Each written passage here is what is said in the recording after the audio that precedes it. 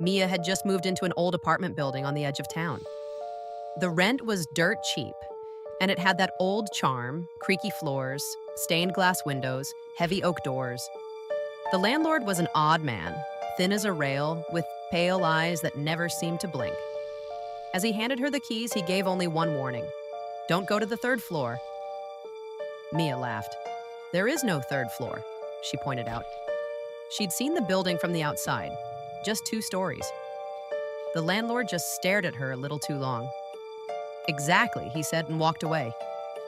For the first few days, everything was fine. Quiet, peaceful.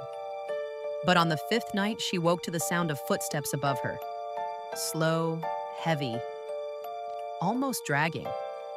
She lay there, staring up at the ceiling, thinking, there shouldn't be anything above me.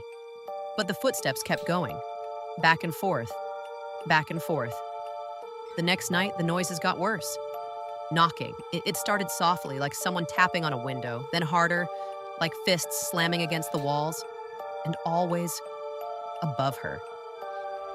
By the 7th night, she was done pretending it was just old pipes or the wind. She grabbed her flashlight and made her way to the stairwell. It was after midnight. The air was thick, heavy, like the building was holding its breath. She climbed the stairs slowly.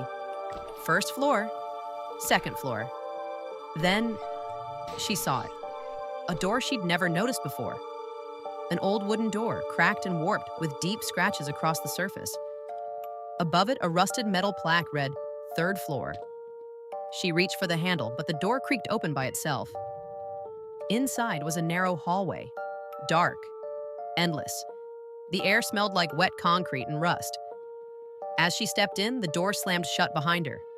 Along the walls were doors, dozens of them, each with a number. Apartment numbers, her apartment number, over and over again. 2B, 2B, 2B.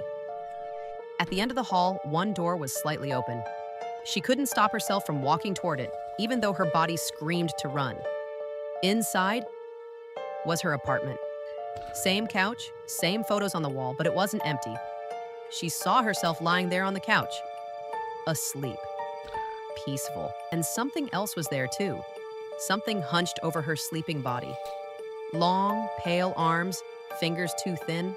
It was stroking her hair, almost tender. Then, as if it sensed her, it slowly turned its head toward the door.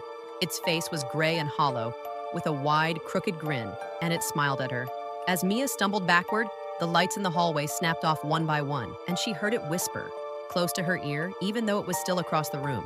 You shouldn't have come to the 3rd floor.